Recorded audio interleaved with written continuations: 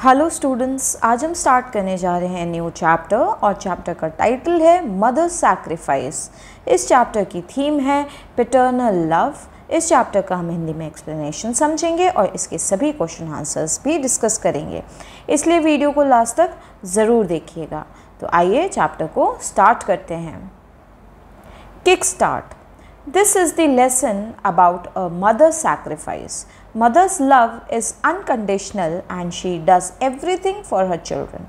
Together, we will come to know about the sacrifice of a mother in this story. हम सभी ने माँ का जो सैक्रिफाइस है वो तो देखा ही है, तो इस चैप्टर में भी हम किस तरह से एक माँ सैक्रिफाइस करती है वो देखेंगे, जानेंगे एक माँ के बारे में। मदर का जो लव होता है वो अनकंडीशनल यानी बिना किसी शर्तों के होता है। मदर आपको प्यार करती है, इसके बदले वो आपसे कुछ नहीं मांगती है। वो अपने बच्चों के लिए जो भी चीज़ें मुमकिन हैं वो हर चीज़ करना चाहती है और करती भी है।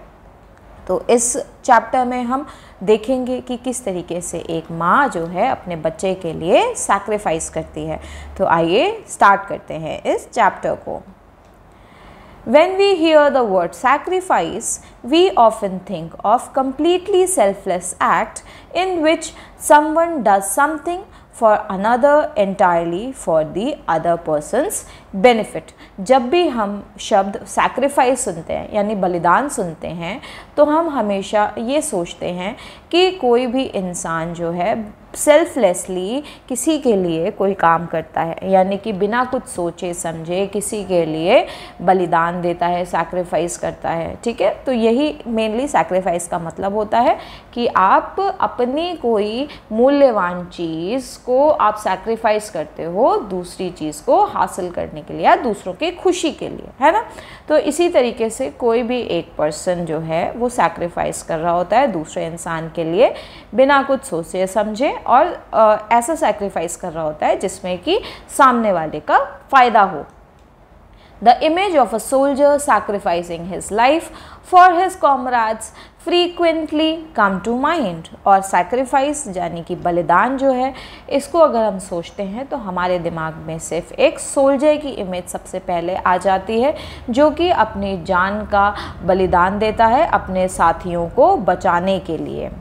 But sacrifice is not purely altruistic. पर जो सैक्रिफाइस है वो पूरी तरीके से ऑल्ट्रुस्टिक नहीं है, यानी कि जो बलिदान है वो पूरी तरीके से परोपकारी नहीं है। ऑल्ट्रुस्टिक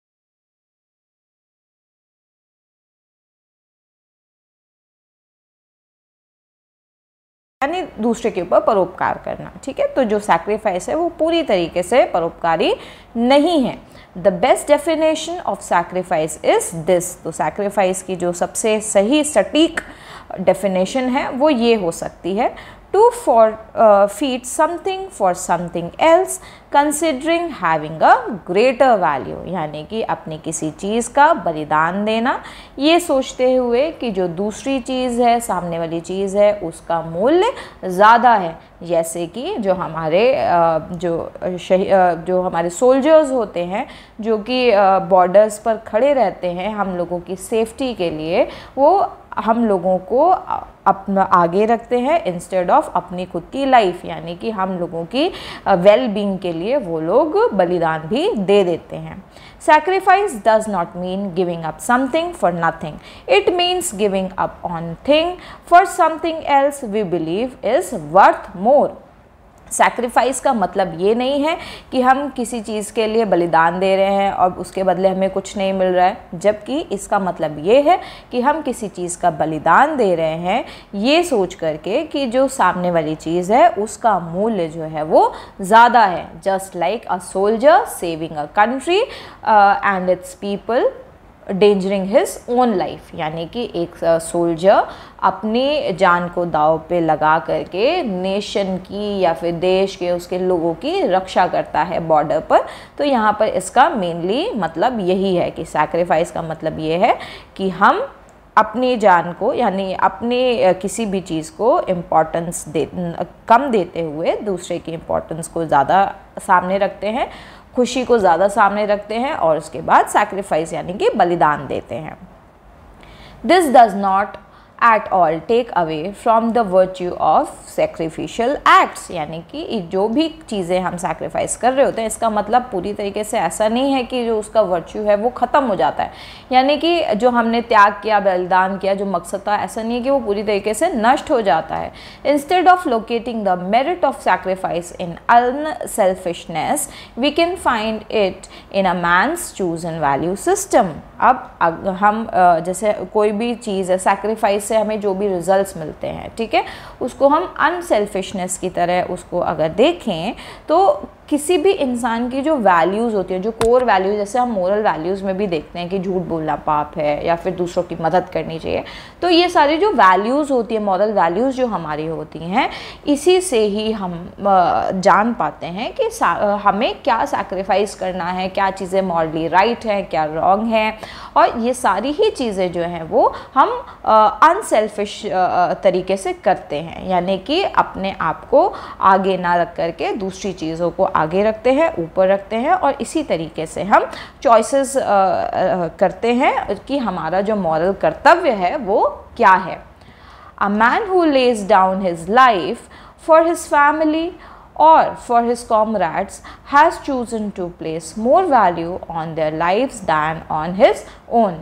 इसी तरीके से कि एक इंसान जो कि एक सोल्जर है वो अपनी जान की जो वैल्यू है, अपने जो परिवार की जो वैल्यू है, या अपने साथी, कॉमरेड्स का मतलब हो गया साथियों की जो वैल्यू है, उसको आगे रखता है, ठीक है, यानी अपनी जान की वैल्यू को वो कम रखता है और सामने वाले की वैल्यू को ज़्यादा करता है। यानी कि सैक्रिफाइस का क्या मतलब है? खुद का बलिदान देना सामने वाले को सेव करने के लिए, सामने वाले के लिए अच्छा चाहने के लिए, अच्छा करने के लिए। व्हाट इज़ मोर प्रेज वर्दी दैन दैट, यानी कि कोई एक ऐसा इंसान जो अपनी लाइफ को दूसरों की लाइफ से कम इम्पॉर्टेंट समझे, ऐसा इंसान सराहनीय नहीं है। तो फिर क्या है?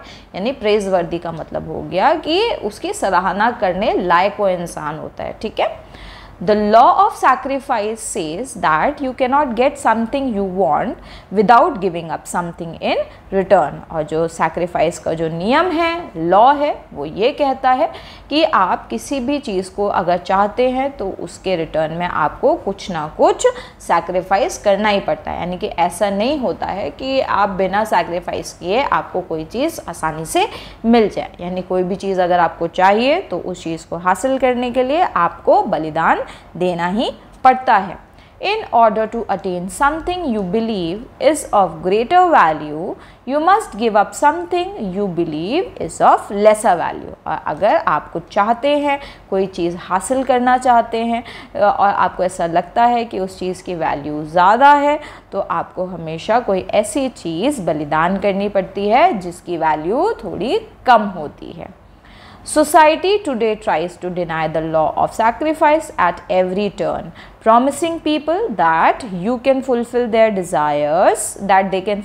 desires without having to forsake anything at all. But it is only a fantasy. There is always a price to pay।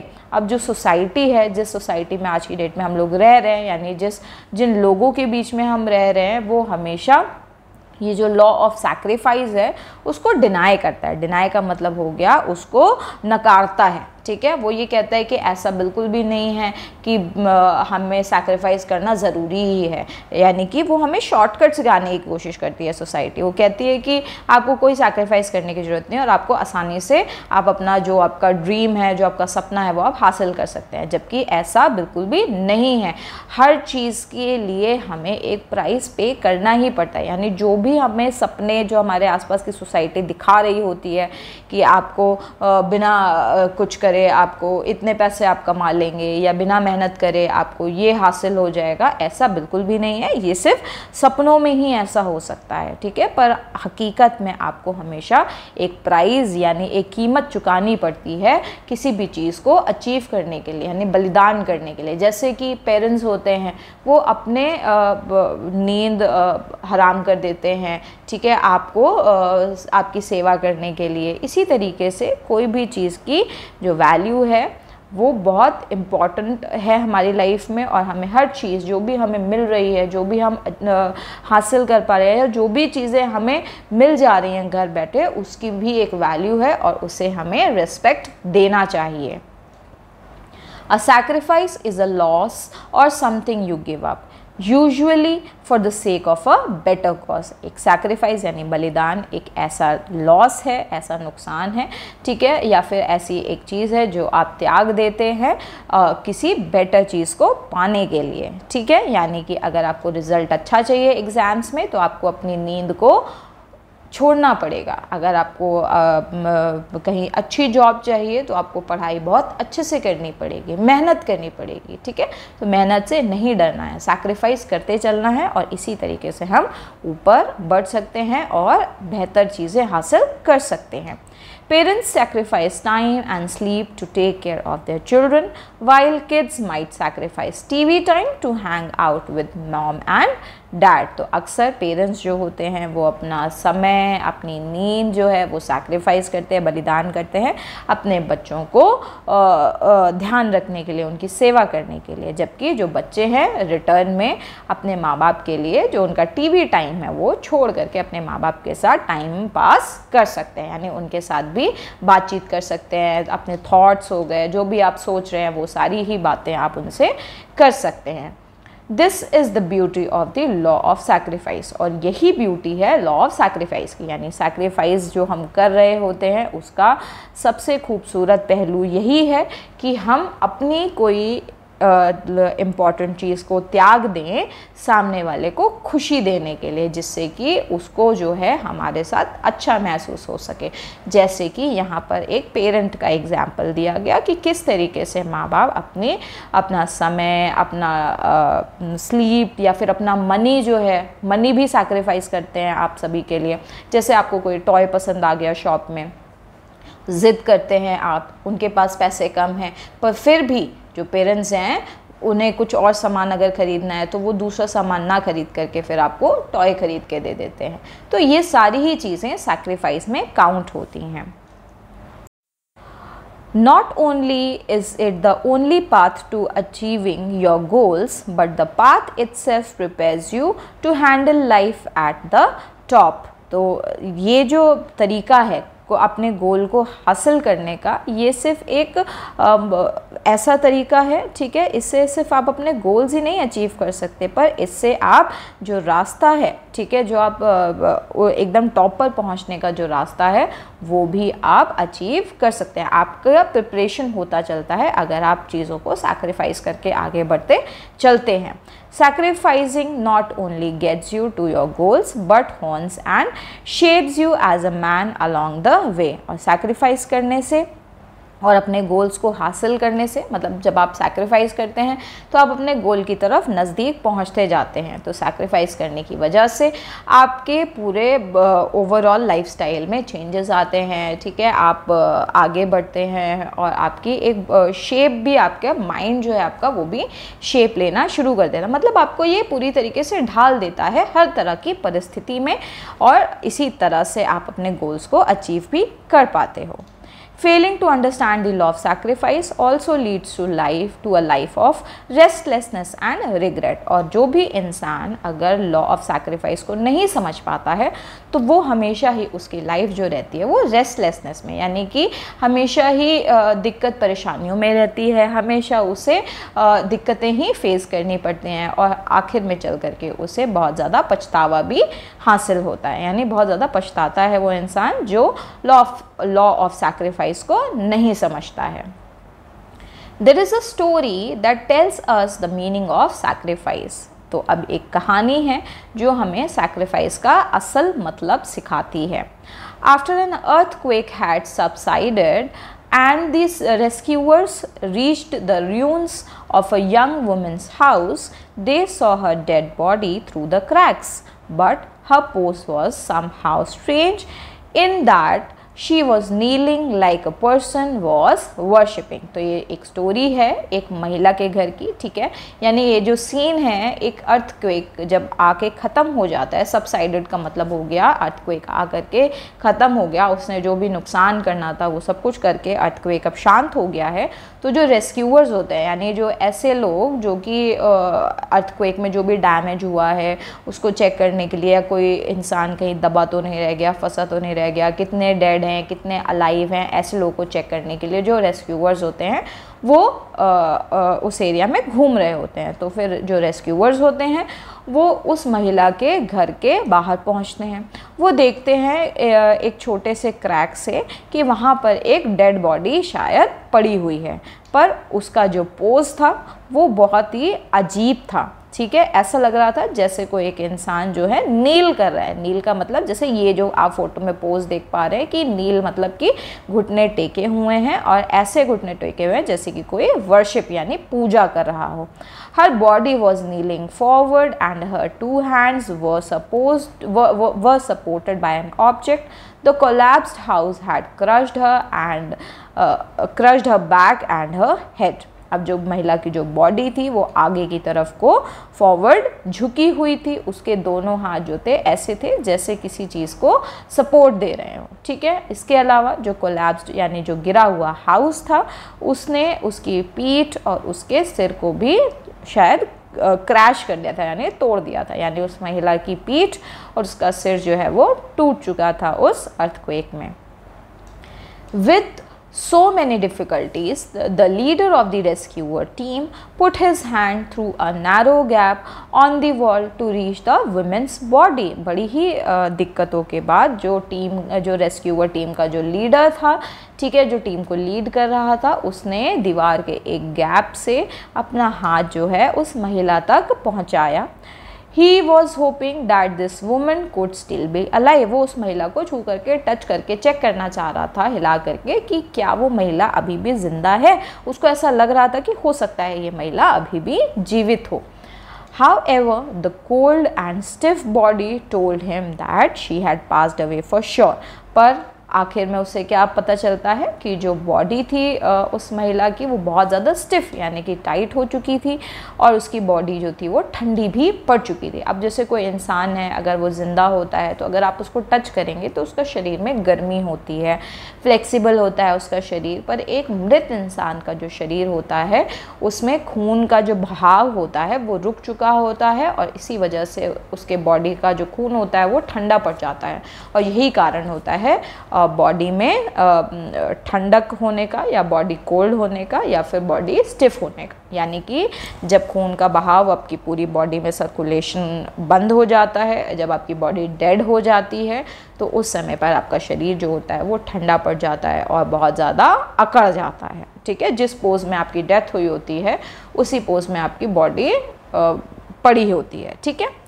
He and the rest of the team left his house and were going to search the next collapsed building. अब जब जो team leader थे, जब इन्हें ये समझ में आता है कि ये बॉडी जो है एक डेड औरत की है, तो फिर वो और उनकी टीम वहाँ से निकल जाते हैं और फिर दूसरे कोलैप्स यानी दूसरे गिरे हुए घर की तरफ आगे बढ़ते हैं ये सर्च करने के लिए कि शायद वहाँ तो कोई ज़िंदा इंसान नहीं है। मेनली इनका काम होता है कि जो इंसान जीवित है, अगर उन्हें पता चल जाता है कि कोई इंसान जीवित है तो उसको फटाक से निकालते हैं वहाँ से। डॉक्टर्स की टीम्स आती हैं, पेशेंट को बचाने की पूरी कोशिश करती है, जो भी उसको ट्रीटमेंट की ज़रूरत होती है। कोई किसी तरह का जख्म या घाव है उसका रिपेयर होता है, उन्हें तुरंत हॉस्पिटल पहुँचाया जाता है। तो ये सारे ही काम जो होते हैं ये रेस्क्यूअर टीम के होते हैं।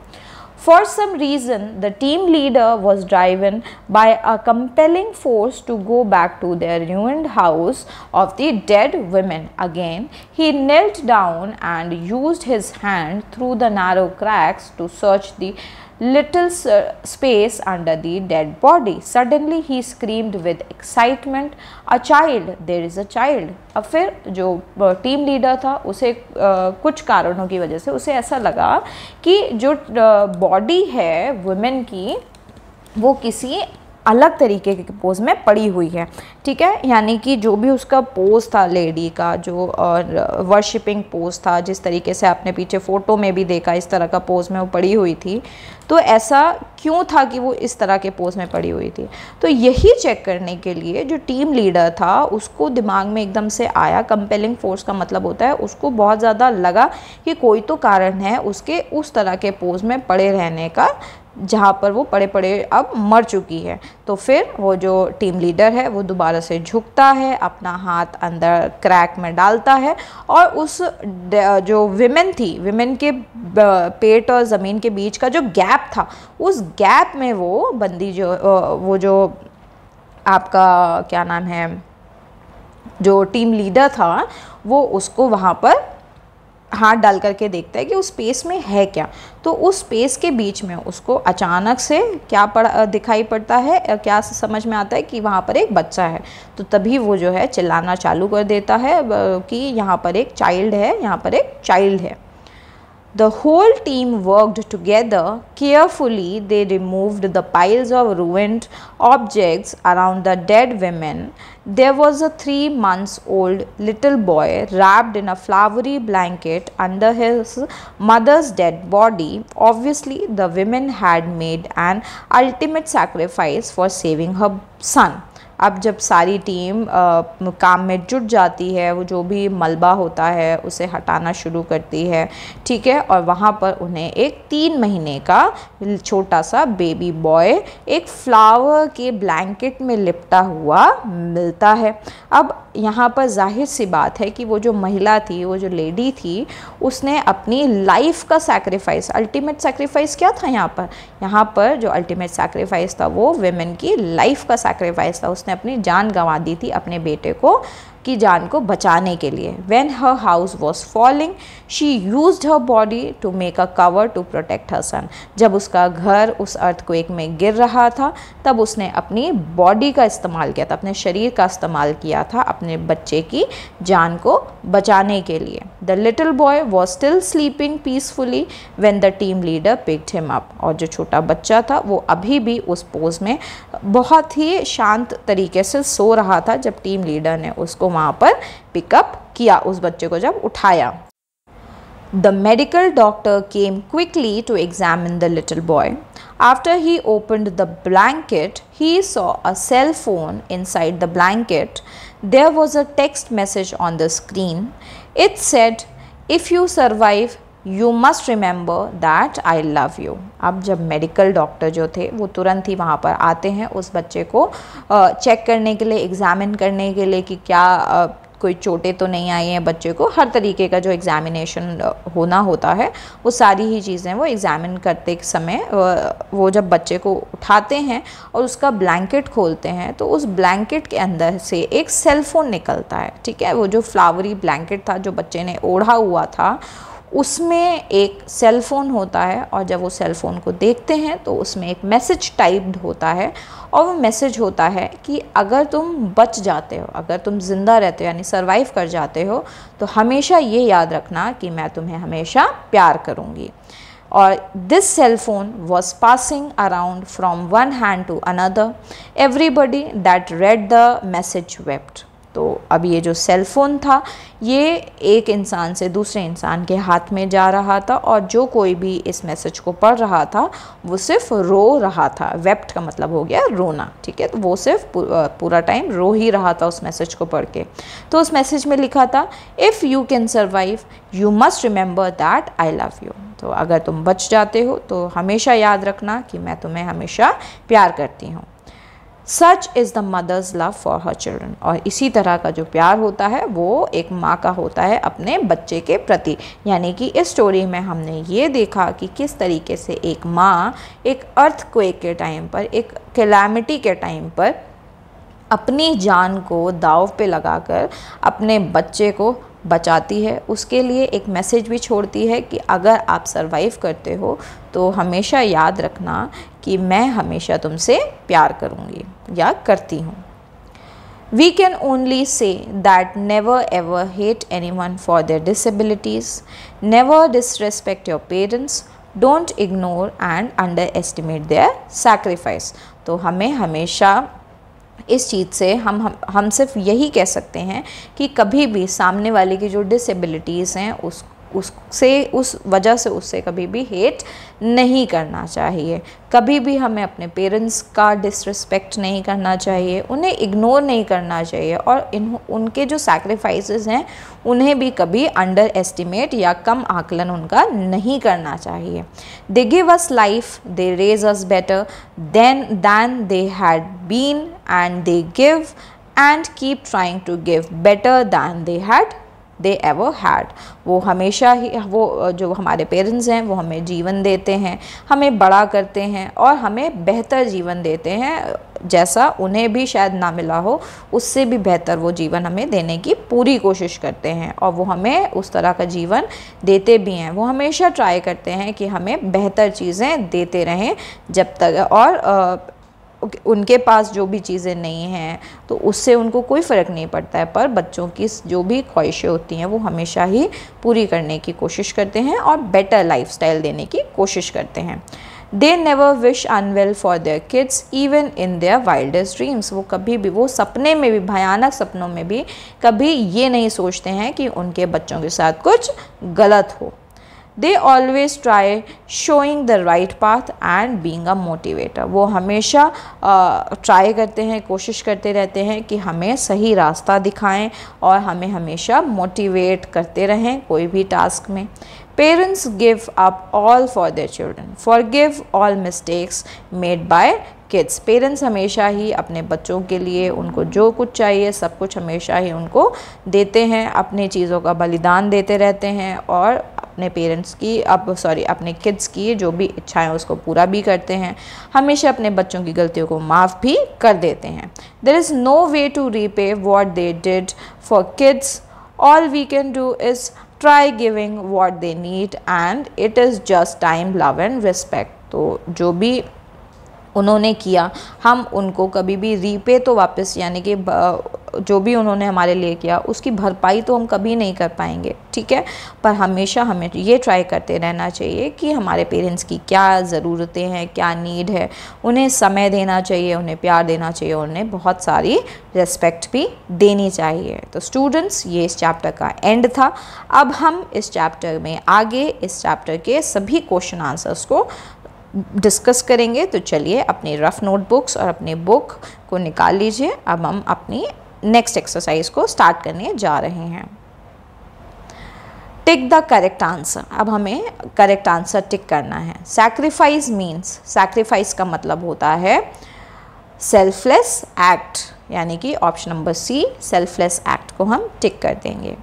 The dash had subsided when the rescue team came। तो the earthquake had subsided when the rescue team came। What was written in the text message by the mother। तो जो टेक्स्ट मैसेज था mother के द्वारा उसमें क्या लिखा था, उसमें लिखा था I love you, ठीक है, उसमें क्या लिखा था, option number C I love you। Give dash to your parents. तो हमें अपने पेरेंट्स को क्या देना चाहिए, give love to your parents, ठीक है, हमें हमेशा अपने पेरेंट्स को बहुत सारा प्यार देना चाहिए। The medical doctor examined dash. Medical doctor ने किसको एग्जामिन किया था, मेडिकल डॉक्टर ने एक 3 months ओल्ड बेबी बॉय को एग्जामिन किया था। तो इसमें ऑप्शन नंबर सी को हम टिक कर देंगे। तो अब चलते हैं हम अपनी नेक्स्ट एक्सरसाइज जो कि है fill in the blanks with an appropriate alternative out of the given words. तो यानी यहाँ पर जो भी गिवन वर्ड्स दे रखे हैं इनका इस्तेमाल करके हमें सभी फिल इन द ब्लैंक्स को फिल करना है। The small child was found under the dash body of his mother। तो the small child was found under the dead body। तो यहाँ पर हम लिख देंगे dead। तो dead body of his mother। तो जो छोटा बच्चा था वो अपने मरी हुई माँ की बॉडी के नीचे पाया गया था। After the dash, the rescue team found the dead body of a young woman। After the earthquake, यानी earthquake के बाद जो rescue team थी उन्हें मरी हुई young women की बॉडी मिली थी। We should give dash to our parents. हमें अपने पेरेंट्स को क्या देना चाहिए, हमें हमेशा अपने पेरेंट्स को टाइम यानी समय देना चाहिए, ठीक है। तो इसमें अंडरलाइन में हम टाइम लिख लेंगे। We should never hate any one for their dash. तो हमें किसी की भी डिसेबिलिटीज़ को हेट नहीं करना चाहिए। The collapsed house had dash her head, तो जो गिरा हुआ घर था उसने यंग लेडी का सिर क्रश कर दिया था, क्रश्ड लिख देंगे यहाँ पर। Parents dash time and sleep to take care of their children, parents sacrifice यानी पेरेंट्स अपने बच्चों के लिए अपना समय और स्लीप को बलिदान देते हैं। The leader of the rescue team put his hand through a dash gap in the wall, through a narrow, एक पतले से छेद से उन्होंने टीम लीडर ने अपना हाथ अंदर डाला था वॉल के। अब आते हैं ट्रू एंड फॉल्स पर। The rescue team saw the little boy sleeping in a flowery blanket, तो क्या रेस्क्यू टीम ने एक बच्चे को देखा था जो कि फ्लावरी ब्लैंकेट में सो रहा था, तो यहाँ पर ये ट्रू हो जाएगा। Rescuers saw a young women's dead body through the cracks, तो रेस्क्यूअर्स ने एक यंग विमेन की बॉडी को देखा था क्रैक से, तो ये भी ट्रू है।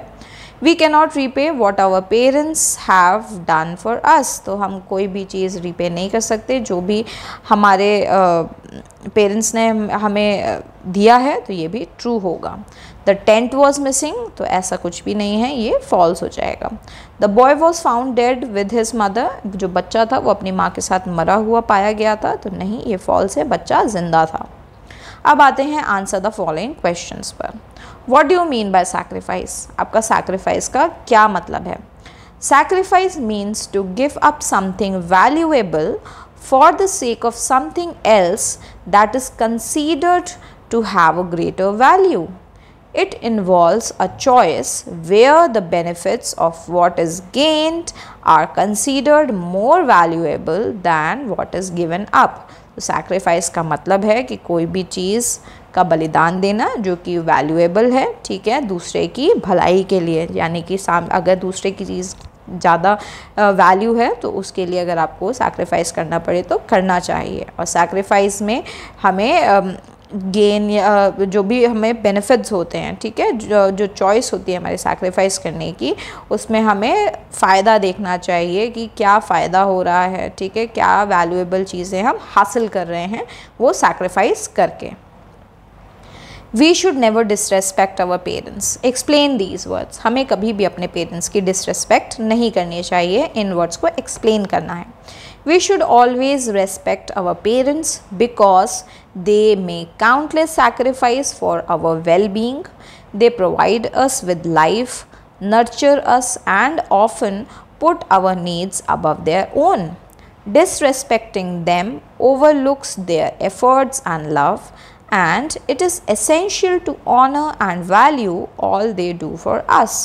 तो हमें हमेशा ही अपने पेरेंट्स की रेस्पेक्ट करनी चाहिए क्योंकि उन्होंने हमारे लिए काउंटलेस यानी अनगिनत सैक्रिफाइस किए होते हैं हमारे वेलबींग के लिए। हाँ, वो हमें अच्छी लाइफ देते हैं, हमें बड़ा करते हैं, ठीक है, इसके अलावा हमारी ज़रूरतों को अपनी ज़रूरतों के ऊपर रखते हैं, ठीक है। उनको डिसरेस्पेक्ट करने का मतलब है कि हम उनका जो एफ़र्ट्स हैं या फिर उनका जो प्यार है उसको हम ठुकरा रहे हैं, ठीक है। तो हमें हमेशा अपने पेरेंट्स का जो भी ऑनर है उन्हें ऑनर देना चाहिए, वैल्यू करनी चाहिए जो भी वो हमें दे रहे हैं। What can we do for our parents, हम अपने पेरेंट्स के लिए क्या क्या कर सकते हैं? We can show our parents love, respect and gratitude, spending time with them, listening to their advice, helping them with daily tasks, and acknowledging their sacrifice are ways to give back to them. तो हमें हमेशा अपने parents को love देना चाहिए, respect और gratitude देना चाहिए, उनके साथ समय बिताना चाहिए, उनके एडवाइजेस को सुनना चाहिए, उनके डे टू डे जो टास्क होते हैं डेली लाइफ के उनमें भी उनकी मदद करनी चाहिए। जो भी उन्होंने सैक्रिफाइसेस किए हैं उनको हमेशा हमें एक्नॉलेज भी करना चाहिए और इसी तरीके से हम उनका करे हुए को रीपे कर सकते हैं। What did the rescue team find under the dead body of the mother? तो जो मरी हुई मदर थी उनकी बॉडी के नीचे रेस्क्यूअर टीम को क्या मिला था? The rescue team found a 3-year-old baby boy wrapped in a flowery blanket under the dead body of the mother, who had protected him during the earthquake। तो जो रेस्क्यू टीम थी उन्हें 3 महीने का बेबी बॉय जो कि एक flower blanket में लिपटा हुआ था, वो अपनी माँ की डेड बॉडी के नीचे पाया गया था, और जो मदर थी वो अपने बेबी को अपनी बॉडी से कवर करके प्रोटेक्ट कर रही थी अर्थक्वेक के दौरान। What do you learn from this story? तो आपने इस स्टोरी से क्या सीखा? This story teaches us about the profound and selfless love of a mother. It illustrates the ultimate sacrifice a woman can make for her child's safety and well-being, reminding us to appreciate and respect the sacrifices our parents makes for us। तो इस story से हमें ये सीखने को मिलता है कि किस तरीके से एक माँ का जो प्रोफाउंड लव है, जो उसने सैक्रिफाइस किया, खुद को सैक्रिफाइस कर दिया एक बच्चे को बचाने के लिए। इससे हमें ये देखने को मिलता है कि जो बच्चों की सेफ्टी है, वेलबींग जो है, वो माँ के लिए मोस्ट इम्पॉर्टेंट चीज़ होती है, और ये हमें यही रिमाइंड कराता है कि हमारे जो पेरेंट्स हमें सैक्रिफाइस कर रहे हैं उन्हें हमेशा अप्रिशिएट करना चाहिए। अब आते हैं नेक्स्ट ई पर। Think of some ways in which you can pay gratitude to your mother. तो किन किन तरीक़ों से हम अपने मदर का शुक्रिया अदा कर सकते हैं? तो आंसर में लिखेंगे spend quality time with her. उनके साथ एक क्वालिटी टाइम, अच्छा समय बिताना चाहिए। Help with house hold chores, यानी घर के जो काम होते हैं उनमें भी उनका हाथ बटाना चाहिए। Listen to her advice and acknowledge her efforts. उनकी एडवाइस को सुनना चाहिए और जो भी वो एफर्ट्स लगाती हैं उनको भी एक्नॉलेज करना चाहिए। Give her thoughtful gifts and notes of appreciation. उन्हें सोचे समझे जो गिफ्ट्स होते हैं जो उनके काम आ सकें वो देने चाहिए। इसके अलावा नोट्स भी देने चाहिए जिनमें हम उन्हें अप्रिशिएट कर सकें, कि थैंक यू नोट्स दे देने चाहिए जैसे। Make sure to show respect and care in your daily interactions. उन्हें रेस्पेक्ट देने के लिए डेली उनसे बात करनी चाहिए, उनकी केयर भी दिखानी चाहिए। Support her emotionally and be there for her in times of need. उन्हें इमोशनली सपोर्ट करना चाहिए और जब उन्हें ज़रूरत है तो हमें उनका साथ भी देना चाहिए, उनके पास होना चाहिए हमें। अब आते हैं next part, choose the most suitable words to fill in the blanks from the story. तो हमें सूटेबल वर्ड्स यूज़ करने हैं, ठीक है, फिल इन द ब्लैंक्स को फिल करने के लिए। Gautam is generous but Gauri is stingy. यहाँ पर हम स्टिंजी लिख देंगे। The beds were placed horizontally, but the couches were arranged vertically. Riya was humble, but my Ramya is restless. My shirt is cheap, but trousers are expensive. Rahim was celebrating his success, but Riha was upset with her failure. I would like to borrow some money. Can you please lend me some? तो ये जो भी हमने blue colour से underline में लिखे हैं ये सभी आप अपनी बुक्स में फिलअप कर लेंगे, या फिर आपके स्कूल में टीचर ने जो कराए हैं आप वो भी फिलअप कर सकते हैं। Guess the words with the help of the clues and complete them। तो हमें वर्ड्स जो हैं उन्हें गैस करना है, तो हम यहाँ पर वर्ड्स गैस ना करके हम पूरे पूरे नाम गैस कर देते हैं। तो जो मास्टर ब्लास्टर हैं उन्हें हम सचिन तेंदुलकर बोलते हैं। क्यों मास्टर ब्लास्टर बोलते हैं? क्योंकि वो बहुत बड़े बड़े चौके छक्के मारा करते थे, जो कि क्रिकेटर हैं। नाइटिंगेल ऑफ इंडिया, तो नाइटिंगेल ऑफ इंडिया हम सरोजनी नायडू को बोलते हैं। रानी ऑफ झांसी, झांसी की रानी कौन है? Rani Lakshmi Bai. Father of the nation, father of the nation हम महात्मा गांधी को बोलते हैं। फ्रीडम फाइटर, फ्रीडम फाइटर हम भगत सिंह को बोलते हैं। अब यहाँ पर फर्स्ट विमेन इन स्पेस है, हालांकि आपको कल्पना चावला फिल करना है, बट एक्चुअली में जो फर्स्ट विमेन इन स्पेस, जो कि एक पहली महिला जो स्पेस में गई थी, उनका असली नाम है वेलेंटीना टेरेश्कोवा, ठीक है। तो कल्पना चावला जो हैं वो भारतीय पहली महिला हैं जो स्पेस में गई थी। क्योंकि यहाँ पर इंडियन नहीं लिखा है इसलिए आप लोग इसको भी याद रखेंगे कि इसका नाम वेलेंटीना टेरेश्कोवा था, पर क्योंकि आपके बुक्स में के से सारी चीज़ें शुरू हैं तो ये कल्पना चावला होगा यहाँ पर यहाँ पर अगर आपको कल्पना चावला लिखना है तो यहाँ पर first Indian women in space हम कल्पना चावला बोलेंगे, ठीक है। तो आप लोग चाहें तो अपनी बुक में यहाँ पर फर्स्ट इधर आप इंडियन कर सकते हैं, ठीक है, क्या, इंडियन। इस तरीके से आप फर्स्ट इंडियन वीमेन लिख देंगे तो ये आपका जो कल्पना चावला है वो बिल्कुल करेक्ट आंसर हो जाएगा। तो आप लोग इसको भी नोट डाउन कर लेंगे। अब हम चलते हैं नेक्स्ट एक्सरसाइज पर, जो कि है fill in the blanks with suitable conjunctions. तो हमें कंजंक्शंस, जो भी सूटेबल कंजंक्शंस हैं, उनसे हमें इन फिल इन द ब्लैंक्स को फिल करना है। He was old and weak but there was no one to look after him. तो यहाँ पर एंड और बट आ जाएगा। नेक्स्ट पर आते हैं। My mother not only gave me a present, birthday present, but also some money so that I could buy myself a new dress। तो यहाँ पर not only but also so that लिख लेंगे। चलते हैं नेक्स्ट क्वेश्चन पर। His father beat him yet he did not cry nor utter a sound because he was used to frequent beatings। तो यहाँ पर yet, nor और because हम fill up कर लेंगे। Since we found that we might be late, we took a taxi so that we might reach the cinema on time। तो यहाँ पर since और so that आ जाएगा। ओके, तो नेक्स्ट क्वेश्चन पर चलते हैं। What old man, that old man had expected free treatment because he was poor, but he was shocked when he was given a bill for $30। He was so upset and he really cried। तो यहाँ पर blanks में हम because, but और and लिख देंगे।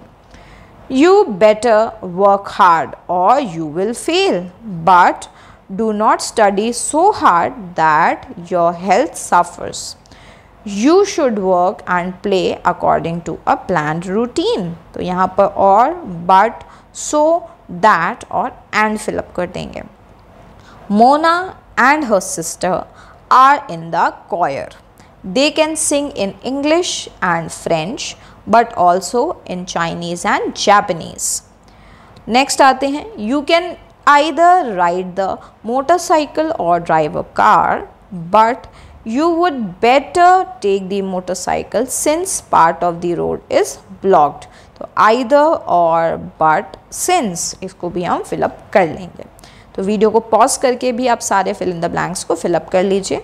अब चलते हैं नेक्स्ट क्वेश्चन पर, जो कि है organize a group discussion in your classroom, also see something about the causes and types of pollution. इसका आंसर क्योंकि बहुत लॉन्ग है, वीडियो लंबी हो जाएगी, इसलिए मैं इसका आंसर वीडियो के डिस्क्रिप्शन में भी डाल दूंगी और साथ ही मैं कमेंट सेक्शन में भी लिख दूंगी। तो आप लोग वहाँ से इस आंसर को कॉपी कर सकते हैं। अब आते हैं के पर। Right your words, right 4 words in each column that spell the long A with the given combination of letters with AI, with A, with AY, with EI। तो हमें with AI और इन सब में हमें fill in the blanks में हमें fill करना है। तो आप लोग अपनी बुक्स में लिखना शुरू करेंगे AI, यानी कि रेन, रेन में AI आता है, ठीक है, लॉन्ग A आ रहा है, रेन, ट्रेन, पेंट, सेल।